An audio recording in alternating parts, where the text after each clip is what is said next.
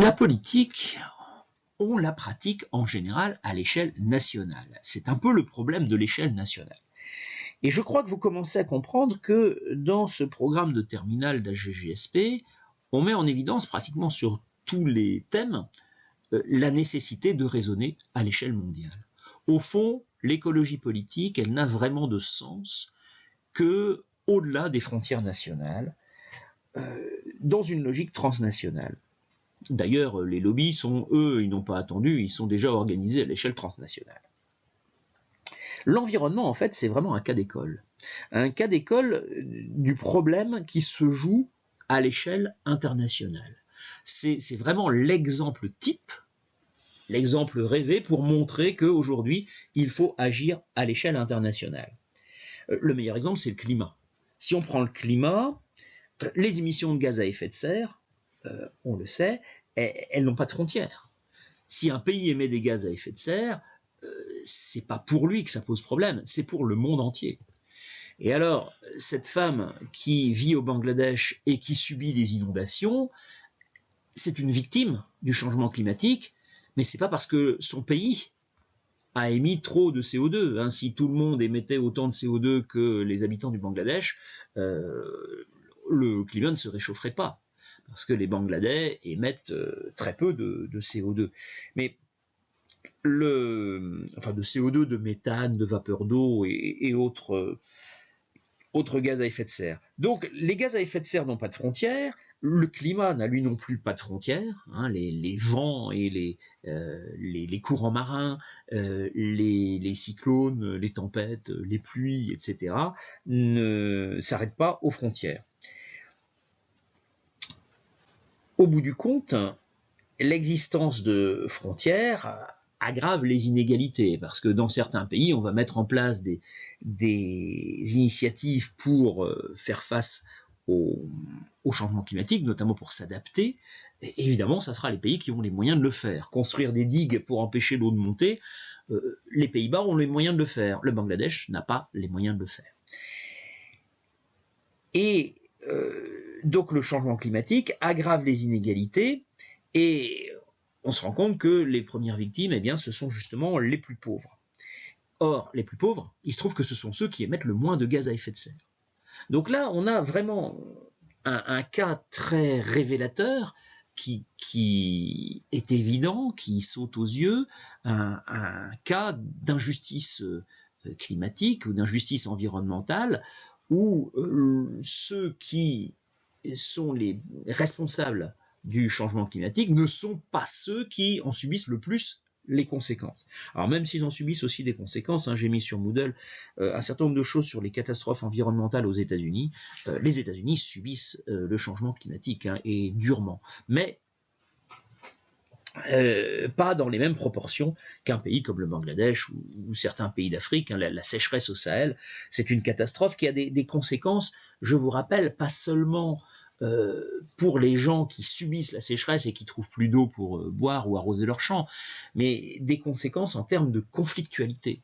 Et le Sahel est justement une région, donc le sud du Sahara est une région très très sensible, où se développe le terrorisme islamiste notamment, où la Russie et tant qu'il existait le groupe Wagner là, poussait leurs pions, et la sécheresse n'est pas la sécheresse n'est pas innocente dans cette histoire. Enfin, la sécheresse a une part de responsabilité. Évidemment, ce n'est pas un facteur unique, mais c'est un facteur aggravant dans ces régions-là. Donc, au bout du compte, le changement climatique aggrave les inégalités à l'échelle mondiale.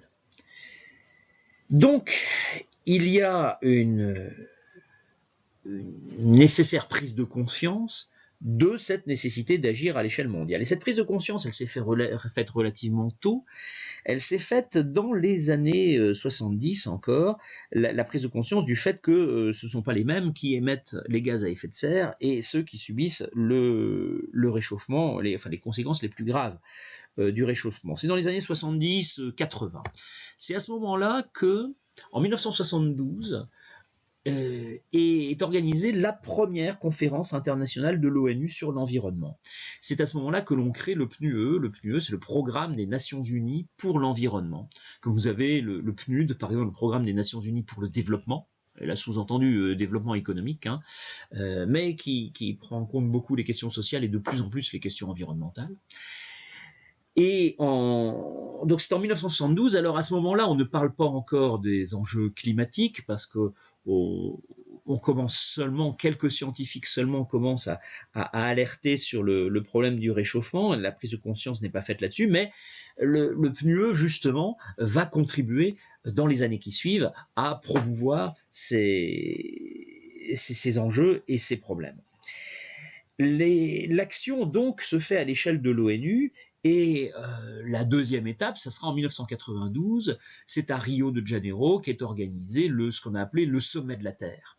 Et il y en a eu un autre en 2002 à Johannesburg. Bon, et maintenant, voilà, tous les 10 ans, il y a un sommet de la Terre qui est une façon de mettre en relation les décideurs du monde pour que, ensemble, ils soient sensibilisés à ce problème et peut-être même qu'ils prennent des décisions. Ça serait bien. Ça serait même la moindre des choses. C'est pour ça que à chacun de ces sommets de la Terre, d'ailleurs, il y a d'énormes manifestations organisées par les ONG écologistes.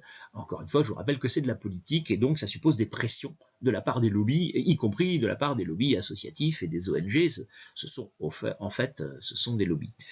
Enfin, cela dit, il arrive assez souvent que les lobbies les plus présents, ce soient les grandes entreprises qui, elles aussi, sont présentes à ces sommets. Parmi ces initiatives internationales, il y a bien sûr tout ce qui concerne le climat. Ce qui concerne le climat, c'est en 1988 qu'il y a vraiment eu la première initiative internationale, c'est la création de ce qu'on appelle le GIEC. Le GIEC, c'est le groupe intergouvernemental sur l'évolution du climat. Le GIEC est créé en 1988 et c'est justement une organisation qui dépend des Nations Unies. L'idée, le principe du GIEC, c'est de rassembler le maximum de scientifiques spécialistes des sujets liés au climat. Alors des climatologues évidemment, mais aussi des glaciologues, des géologues, des zoologistes, des biologistes, des écologues, et même aussi des sociologues, des historiens, des géographes, des scientifiques de tous les horizons, des physiciens bien évidemment, des météorologues, des scientifiques de tous les horizons, et le travail du GIEC, c'est de produire, alors je crois que c'est tous les 5 ans, faudrait vérifier ça, tiens, mais bon, périodiquement, de produire un rapport qui fait le point sur l'avancée de la recherche dans ces domaines. Donc ces scientifiques, ils pratiquent ce qu'on appelle de la veille scientifique. La veille scientifique, ça consiste à guetter tout ce qui est publié, donc toutes les recherches qui sont publiées dans les revues spécialisées, dans les livres, dans les médias, tout ce que les scientifiques produisent comme résultat de recherche sur tout ce qui peut concerner le climat. Et ça concerne plein de domaines, donc bien sûr la climatologie, mais aussi la géographie, la géologie, etc. Et les scientifiques du GIEC rassemblent toutes ces données, donc ça représente des milliers et des milliers de recherches, et donc des milliers de pages de publications de revues qui expliquent ces recherches et leurs résultats. Et les scientifiques du GIEC, qui sont eux aussi plusieurs milliers, je crois que pour le dernier rapport, il devait être à peu près 3000 quand même, donc eux-mêmes, pour leurs travaux personnels, ils ont lu ces recherches, donc ils sont au courant, donc ils synthétisent tout cela dans un rapport qui explique ce qu'on sait des problèmes liés au changement climatique. À partir du moment où on a le rapport du GIEC, eh bien, on sait à peu près où va le climat, et donc on peut commencer à agir. Et les actions doivent être internationales, forcément. Et c'est comme ça que dans les années 90, on lance des conférences annuelles. On appelle ça les conférences des parties. Alors les parties de la conférence des Nations Unies sur le changement climatique, la CNUC, qui donc créée dans les années 90, qui organise des conférences annuelles de toutes les parties qui la composent. Et toutes les parties qui composent la CNUC, eh bien en fait, ce sont les États de l'ONU. Donc ça fait aujourd'hui 195 États qui se retrouvent tous les ans lors d'une grande conférence qu'on appelle une COP. Alors, à chaque COP, eh bien, on discute, on se pose des questions, on décide de ce qu'il faut faire et parfois on prend des décisions très fermes. Et la première grande décision de la COP, c'était en 1997. C'était la COP 3. La COP 3 avait eu lieu au Japon, à Kyoto. Et à cette COP, les pays présents se sont engagés de baisser les émissions de gaz à effet de serre de 5,2%. Donc c'est la première fois qu'un engagement chiffré est pris à l'échelle internationale et c'est dans le domaine de l'environnement qu'on le fait. Il y avait déjà eu des engagements chiffrés sur d'autres choses, par exemple des traités entre États-Unis et URSS sur le fait qu'ils allaient baisser leur nombre d'ogives nucléaires, c'était les accords SALT dans les années 70, mais là ce sont des traités bilatéraux entre deux États. Cette fois, à Kyoto, c'est vraiment un accord multilatéral de tous les États, donc sous le patronage de l'ONU, on prend un engagement et il se trouve que ça concerne l'environnement. L'environnement, en fait, a été l'occasion de faire progresser ce qu'on appelle la gouvernance mondiale. Et la gouvernance mondiale, donc le travail politique à l'échelle internationale, et c'est grâce aux problèmes climatiques que on a beaucoup avancé dans le domaine de la gouvernance mondiale et que justement le bon fonctionnement des COP, ça a conduit à mettre en place de nouvelles institutions de ce genre. Et par exemple, aujourd'hui, il existe une COP sur la biodiversité. Ça a été créé très récemment et tous les ans se réunit une COP sur la biodiversité là aussi.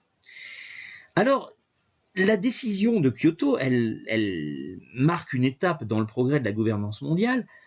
Elle marque un engagement ferme international, mais il faut souligner le fait que cet engagement ne concerne que les pays développés. Et c'est ce qui est dit là dans le titre de cet article du Japan Times, que ce sont les pays développés qui baissent leurs émissions de gaz à effet de serre de 5,2%. Alors, donc c'est décidé en 97 et donc ils doivent s'engager dans cette démarche. Mais pourquoi seulement les pays développés? Eh bien parce que, et ça c'est un grand progrès là aussi que marque la COP, parce que on reconnaît à la fois une responsabilité partagée, c'est-à-dire que tous les pays du monde, oui, ont une responsabilité dans ce problème, donc tous doivent s'engager, mais en même temps une responsabilité différenciée. Au fond, tous les pays du monde n'ont pas la même responsabilité. Et c'est logique. Les pays les plus pauvres, on ne va pas leur demander de baisser leurs émissions dans la même proportion que les pays les plus riches, parce que eux, leur priorité, c'est tout de même de se développer. Et d'ailleurs, ils émettent très peu de gaz à effet de serre. Donc, ça serait un peu injuste de leur demander de baisser leurs émissions dans les mêmes proportions que les pays riches qui, eux, ont déjà bien profité pour émettre énormément de gaz à effet de serre. Donc, il y a une responsabilité partagée, mais responsabilité différenciée. Alors le résultat de cette décision qui marque ici une vraie prise en compte des problèmes des pays pauvres, des pays qu'on dit en développement, même s'ils ne sont pas toujours en développement, mais c'est comme ça qu'on dit. Le premier résultat, c'est que les États-Unis ont refusé de ratifier cet accord. Donc, ils l'ont signé, mais il ne suffit pas de signer, il faut qu'ensuite ce soit ratifié, parce que ça rentre dans le fonctionnement institutionnel, c'est du pouvoir législatif, et donc ce n'est pas le président qui possède le pouvoir législatif, donc le président a pris l'engagement au nom de son pays, mais ensuite c'est passé devant le Sénat aux États-Unis, et le Sénat, à l'unanimité, a voté contre la ratification de l'accord. Donc les États-Unis ne l'ont pas ratifié, il n'a pas été appliqué, et de même, le Canada, lui, a commencé à l'appliquer et s'en est retiré en 2011 parce qu'il estimait que c'était contraire à ses intérêts économiques. Encore une fois, on a ce problème de l'opposition entre protection de l'environnement et développement économique.